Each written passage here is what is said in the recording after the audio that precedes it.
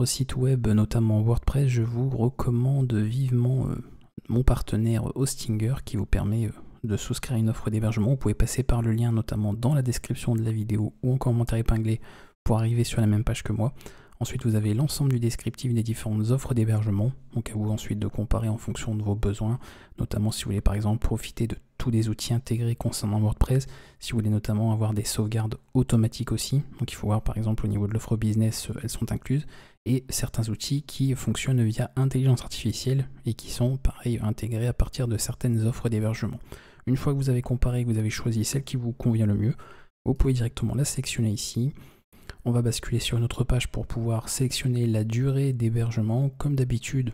Et normalement, si vous partez pour un site web, c'est quelque chose sur le long terme. Donc si vous avez le budget et les moyens, vous pouvez partir sur une durée plus longue et vous ferez une économie bien plus importante pour ce premier achat, en tout cas cette première souscription à votre hébergement. On peut ensuite cliquer sur le bouton continuer. Pour la suite, vous avez vos différentes informations de facturation. Donc à vous de rentrer celle-ci. Si vous êtes une entreprise, vous avez des informations supplémentaires que vous pouvez saisir également. Les informations ensuite de paiement. Vous pourrez passer par un compte, si vous n'avez pas de compte disponible, vous pouvez créer un nouveau compte également chez Hostinger ou alors vous connecter à un compte déjà existant. Et surtout de ne pas oublier, avant de passer directement à l'étape de paiement, de saisir le code formation vidéo ici en code promotionnel pour profiter de 10% de réduction supplémentaire sur le montant total. Bonjour, j'espère que vous allez bien dans cette vidéo, mais maintenant que nous avons vu plein de manières de créer un site web, que ce soit un site web quelconque, un site web sous WordPress, avec ou sans intelligence artificielle, avec différents outils, on va ici voir ensemble l'installation d'un site WordPress. Ça c'est quelque chose qu'on a déjà vu, ce ne sera pas une nouveauté, mais ensuite nous allons permettre de concevoir votre site comme si vous faisiez un assemblage, c'est-à-dire si vous n'avez aucune connaissance en web design, vous allez pouvoir à partir de modèles on va dire visuels, eh bien structurer et organiser un petit peu l'ensemble des éléments qui vont composer les pages de votre site. Normalement, vous avez souscrit à votre offre d'hébergement, donc une fois que vous avez celle-ci, vous passez directement sur le panneau, le panneau d'utilisation ici au niveau de vos différents sites. Vous avez votre offre d'hébergement qui est indiquée ici, éventuellement le nom de domaine que vous avez choisi. En tout cas, vous pouvez en choisir un qui est fourni donc gratuitement la première année, et on va pouvoir comme ça créer ce dernier. On va passer sur site web. Liste de sites, on va faire ajouter un site web. Je vais choisir directement un site WordPress. Donc ça va aller très vite par rapport à ce qu'on a vu ici. Donc moi, je mets des informations de son qui ne restent pas, c'est pour la démonstration.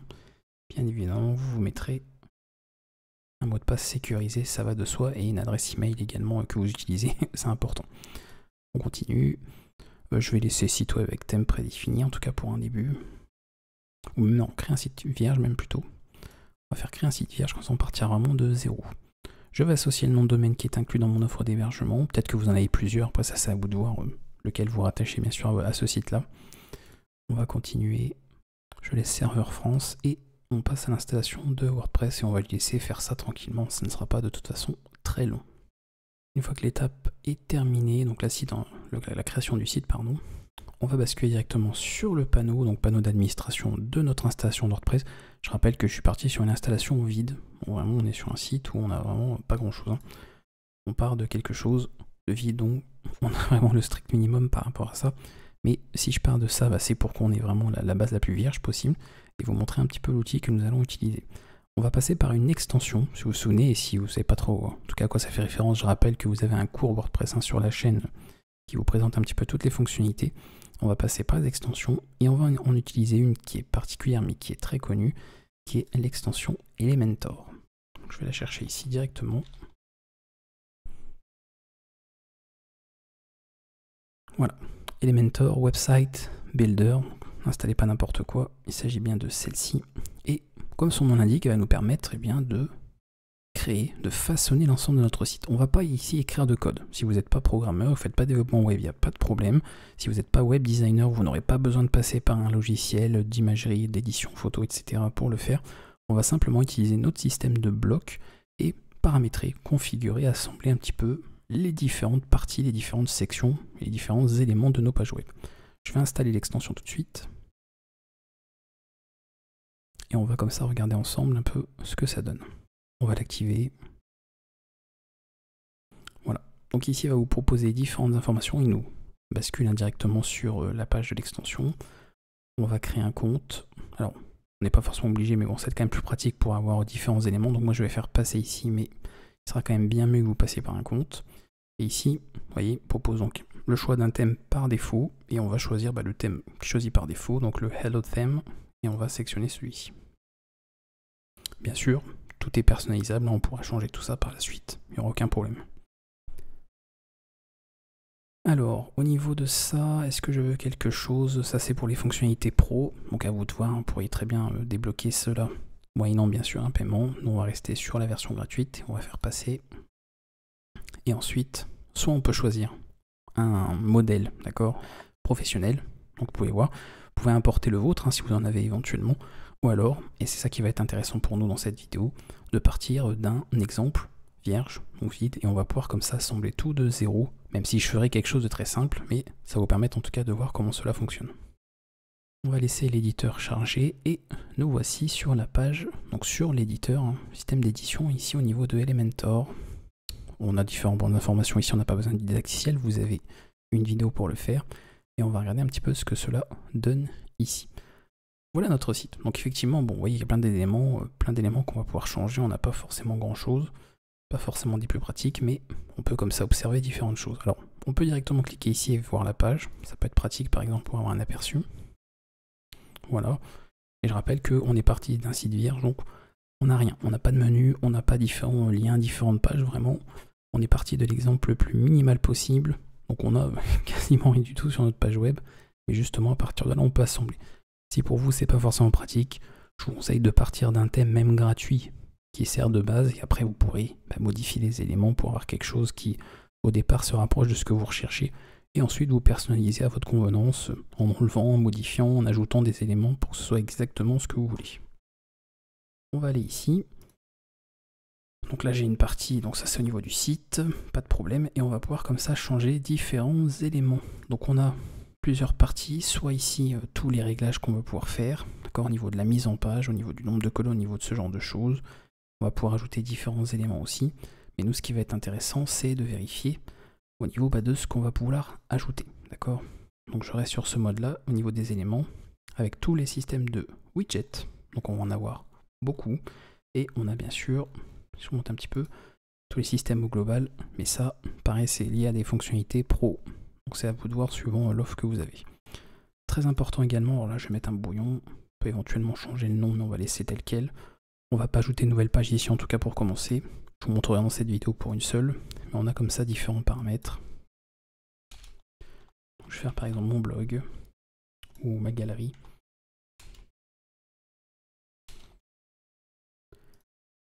Vous pouvez utiliser également des fonctionnalités avec l'IA pour générer certains textes si vous voulez, ajouter des images, bref, on peut changer comme ça différents éléments. On va laisser ça comme ça, je peux après régler d'autres éléments aussi. Pour être honnête, là on n'en a pas besoin, on va le laisser par défaut, ce sera très bien. Ok, on a cette partie ici. Très important également, puisque là vous allez façonner votre site, ça va être au niveau des résolutions. Là on est sur une résolution pour ordinateur, donc grande résolution. Vous pourrez également avoir un aperçu de votre site pour ce qui est, alors généralement le format de tablette, mais si on va pouvoir éventuellement ici éditer, vous voyez qu'on peut comme ça adapter pour voir un petit peu comment ça s'adapte au niveau des changements de résolution. Et le format smartphone, comme ça vous pouvez voir en fonction. Certains smartphones sont un peu plus longs, d'autres sont un peu plus étroits, etc. En fonction, donc ça vous permet comme ça d'avoir un petit peu un aperçu de ce que ça donne en fonction et de vérifier au rendu ce que ça va donner par rapport à ce que vous êtes en train de créer. Très simplement, donc vous voyez c'est très simple, tout va être visuel, vous allez pouvoir faire glisser différents éléments, donc là on va pouvoir soit ajouter un gabarit, donc c'est-à-dire un modèle si on veut pour avoir un ensemble, d'accord, au niveau de la page, donc on pourrait éventuellement ajouter ceci. Donc si vraiment vous n'êtes pas sûr, vous dites mince, je suis parti d'un exemple où il n'y avait rien du tout mais j'ai pas forcément des idées, vous pouvez passer par ça. Alors il faut passer par des fonctionnalités pro, mais vous avez comme ça des exemples éventuels qui peuvent servir, donc à vous de voir. Et sinon en version gratuite vous allez pouvoir ajouter différents widgets. Première chose qu'on va faire, container, on peut choisir, donc généralement sans parler de développement web, grid c'est pour tout ce qui est l'ensemble général de votre page, et ce qui est appelé flexbox c'est ce qui va être des petites sections, c'est à dire qu'on vous allez avoir généralement une grille, d'accord, pour l'ensemble, Et ensuite, dans votre grille, vous pourrez éventuellement avoir des éléments Flexbox, mais tout dépend. On pourrait très bien avoir une page web avec juste grid ou une page web avec juste du Flexbox. Ça dépend bien sûr des éléments que vous avez. On va rester sur quelque chose de très simple. On va faire ça. On va choisir en 2 formats, 3. Allez, 3 formats. Et comme ça, vous voyez, on a différents éléments qu'on va pouvoir inclure au niveau de notre page. On a donc 3 colonnes. Et maintenant, eh ben, on va pouvoir assembler comme ça les différents éléments que nous voulons. Donc ici, je vais pouvoir ajouter et choisir ce que je veux mettre. Donc par exemple, alors là, bon, on a déjà un titre, donc ça, c'est pas forcément des plus pratiques. Par exemple, une image, je vais pouvoir faire ceci. Et on va pouvoir comme ça sélectionner l'image que je veux. Donc il faudra importer ce que vous voulez en fonction de la médiathèque ou autre que vous avez au niveau de votre installation de WordPress. Nous on est parti d'une installation vide, donc nous n'avons rien. Mais vous pourrez comme ça télécharger vos différentes images. Ou alors, pour l'exemple au départ, vous voyez, ça vous met une image par défaut pour vous donner un peu une idée. Comme ça vous pouvez régler un petit peu les dimensions ensuite. Je vais faire pareil, je vais faire ça aussi. On va faire ça pour tout. Genre image aussi là. Et puis on va laisser image comme ça. Ou vidéo pour changer un peu. Le but c'est de vous montrer évidemment un peu comment ça fonctionne. Voilà. Donc tout est modifiable bien sûr. Vous cliquez ensuite sur un élément, alors pas ici. Et vous pouvez comme ça sélectionner. Vous avez comme ça les différents paramètres pour changer un petit peu tout ce que vous voulez. Tout est modifiable. Ok, vous pouvez changer bien sûr les dimensions. Donc c'est fait pour. Vous avez le style également. Si vous voulez changer comme ça. Vous voyez la largeur maximale que ça prend ou la largeur tout court. On peut changer l'opacité, bref, on peut vraiment régler les différents éléments, donc il n'y a pas de problème à ce niveau-là. C'est à vous de voir.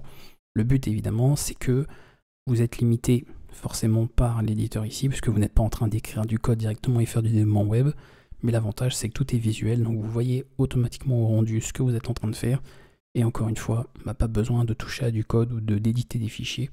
Vous faites des modifications directement depuis cette interface, et vous voyez un petit peu ce que ça donne, et vous pouvez toujours avoir un aperçu, encore une fois, au rendu. Voilà, vous voyez, ça vous donne comme ça là, une idée un petit peu de la page. Alors, bon là on aurait un nom un peu plus correct, il faudrait peut-être que je change d'ailleurs ça.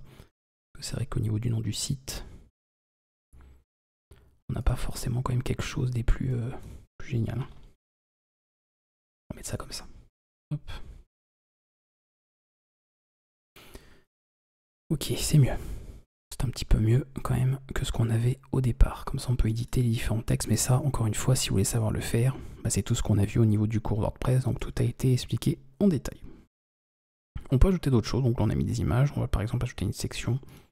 Donc je vais aller ici, hop, vous voyez à nouveau, est-ce que je veux grid ou flexbox, donc je peux changer un petit peu ça. Là par exemple, je vais rester sur un élément comme ça, j'en mets un seul avec un agrandissement ici vers le bas, et puis après j'ajoute ce que je veux. Donc si je veux ajouter des éléments, on peut voir un petit peu ce qu'on veut mettre en fonction. Donc là, qu'est-ce qu'on peut mettre par exemple? Donc on a plein de choses, hein. Vous voyez qu'on a vraiment beaucoup de parties, donc des parties en version payante, bien sûr, donc il y a d'autant plus de widgets, mais vous voyez qu'en version gratuite, on a déjà énormément de choses. Donc par exemple, petit formulaire, ce serait bizarre d'en avoir un formulaire juste là, ou alors peut-être une page de contact éventuellement. Alors c'est une version pro, donc on ne peut pas utiliser ici, mais en version basique, on va mettre plutôt un Google Maps, voilà. Ici, par exemple, Paris, hop, et vous voyez qu'on peut adapter tout seul. Donc c'est pratique, hein. Vraiment, pour aller très vite, faire des modifications. Vous voyez, on ne touche pas du code, donc c'est quand même le côté bien intéressant de cette fonctionnalité-là, d'avoir quelque chose qui marche bien. Vous pouvez changer à ce niveau-là, hop, et ça s'applique tout seul. On continue, on va ajouter d'autres éléments, parce qu'on ne va pas s'arrêter là quand même. On va aller un petit peu plus loin pour cette vidéo. On va repasser sur du grid, par exemple en 6, voilà. On va ajouter différents éléments ici. Donc on pourra ajouter un conteneur si on met d'autres choses éventuellement. Moi ce que je vais mettre par exemple c'est montrer le bouton. Donc pareil, hein, si on veut le régler, on peut toujours changer un petit peu ça. Parce que là c'est vrai qu'on n'a pas quand même grand chose de très parlant. Sélectionner où je peux mettre, je sais pas moi, commander. J'en sais rien. Quelque chose comme ça. Changer le style. Évidemment en fonction du type de bouton. Au niveau des liens, parce que vous pouvez créer d'autres pages ici, donc ensuite vous pourrez faire un lien vers une autre page. Bien évidemment, le but c'est pas de faire qu'une seule page, c'est que vous pouvez faire l'ensemble des pages de votre site WordPress comme ça. Donc on a un bouton, qu'est-ce que je peux vous montrer d'autre aussi au niveau des outils gratuits qu'on n'a pas vu? On n'a pas vu l'éditeur de texte. Voilà, donc là c'est une zone de texte, hein, tout simplement, donc vous pouvez comme ça écrire que vous voulez. Hein. Ok, voilà. Vous pouvez changer le style, changer la mise en forme, changer la couleur, etc. Voilà, on peut régler ça. Même une version code si vous faites du HTML. Donc vous voyez, il y en a pour tous les goûts. Tout le monde peut s'y retrouver finalement à ce niveau-là. Qu'est-ce qu'on a d'autre? Donc ça c'est pour la division, on s'en fiche un peu. Petit système d'icônes, bon, pas faire grand chose ici, ce serait plus un petit élément qu'on aurait, mais on peut retrouver ça éventuellement. Donc tout un système d'icônes qui sont directement disponibles. Donc ça soit on peut le mettre par exemple à côté d'un paragraphe, donc ça peut être ce genre de choses. Donc on a comme ça différents éléments qui peuvent être disponibles ici. Et de toute façon on n'a pas trop de choix dans ces versions-là. Pour voir un petit peu ce que l'on a ici. Après je pense qu'on a plus ou moins le tour. Ça c'est pour faire juste un espace vide. Et après on peut remettre autre chose. Donc ça peut être n'importe quoi, un nouveau, des images, etc. On pourra toujours repartir sur les différents éléments ici. En tout cas, je pense que vous avez compris le principe, un petit peu de comment ça fonctionnait. Vous avez vu que c'était très simple hein, de procéder. Et là, bon, même si je savais très vite que ça ressemble à pas grand chose, évidemment, mais ça vous a montré en tout cas rapidement ce qu'on pouvait faire. Je vais repasculer sur le bon ensemble. Elle est là. Voilà, j'allais dire, il ne me l'a pas enregistré, mais si. Et vous voyez que voilà, ça correspond exactement à ce qu'on a. Donc c'est ça quand même le côté pratique. Pour certaines personnes, ça va être plus parlant de passer par un aspect visuel. Ça va être pas forcément développement web. Donc vous pouvez comme ça assembler différents blocs et différentes parties, intégrer ça. On peut aussi changer. Vous voyez, si finalement je me dis mince, cette partie elle serait peut-être mieux plutôt ici, et ben hop, je peux la déplacer. On peut changer le format. Ensuite je regarde qu'est-ce que ça donne sur tablette. Et puis de voir, voilà, s'il y a un élément qui va pas bien, qui ne s'intègre pas bien, on peut éventuellement le changer. Est-ce que c'est ok? Oui, non.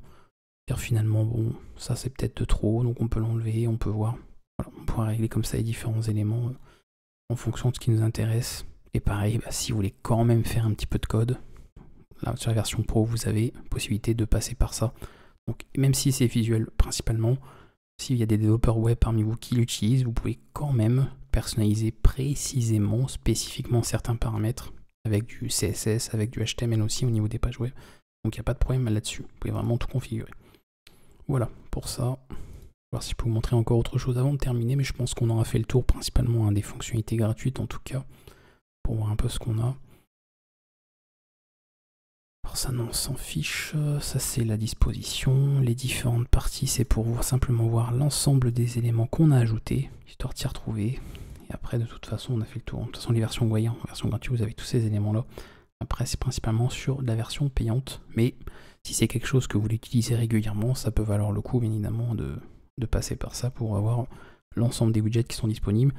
Sachant qu'après, bon, on a plein d'exemples. Hein. Au niveau du son, on peut mettre une partie aussi HTML. On peut faire carrément des panneaux latéraux, donc très pratique. On peut changer ensuite le modèle si on veut, au niveau des liens. Donc si on veut faire un modèle classique, portfolio, etc. Qu'est-ce qu'on a d'autre aussi qui peut servir? Qu'on avait là. Voilà, donc moteur de recherche, un ensemble de posts, par exemple issu d'un forum ou d'un réseau social, un menu, un portfolio, un formulaire, une galerie complète. Voilà. Un titre animé, donc vraiment plein d'éléments, un bouton PayPal également pour les paiements, donc vous avez généralement un petit peu tout par rapport à ça, qui sera en tout cas beaucoup plus complet. Page de connexion aussi, si vous voulez l'utiliser pour aller un petit peu plus loin que, on va dire, les outils basiques. Voilà, comme ça on aura vu un petit peu tout ça. Après sinon ce qu'on aurait pu faire, oui, c'est ajouter une nouvelle page. Oui. C'est pareil, je l'avais enregistré. Et comme ça, bah, si on veut après, on pourrait bien sûr faire le lien d'une page à l'autre. Donc ça va de soi hein, qu'on peut faire, on peut régler un petit peu ces différents là. On peut gérer tout ça. Et je pense qu'on aura fait le tour par rapport à ce que je vous ai montré ici. Après c'est si on veut ajouter d'autres éléments. Bien sûr, bah, à tout moment, si vous voulez supprimer quelque chose, hein, vous le faites. Voilà, toute la section qu'on a faite ici, finalement elle ne nous plaît pas. Hop, on l'enlève, il n'y a pas de problème. On peut le régler, ça bon c'est lié à WordPress, donc ça change au niveau de WordPress. Vous voyez qu'on a comme ça les différents éléments si on veut. Donc on peut changer tout ça. Mais au moins vous aurez vu un petit peu ce que ça vous donne. Et surtout bah, le fait que ça se fait directement depuis WordPress. Bah, c'est quand même ça qui est pratique, c'est qu'après vous retrouvez votre site, vous repassez par le tableau de bord et ensuite on retrouve tout ce qu'on connaît habituellement. Et on peut comme ça par la suite intégrer nos articles, gérer notre menu et de passer par Elementor ici. Donc là, à nouveau, vous avez cette partie là pour l'extension. la partie sur les gabarits, mais ça, encore une fois, tout dépend de si vous passez par la version gratuite ou la version pro. Et on retrouve comme ça les différents outils, donc vous pouvez comme ça passer par ces derniers-là, parce qu'il y a beaucoup de possibilités, notamment pour l'envoi de mails, ce genre de choses.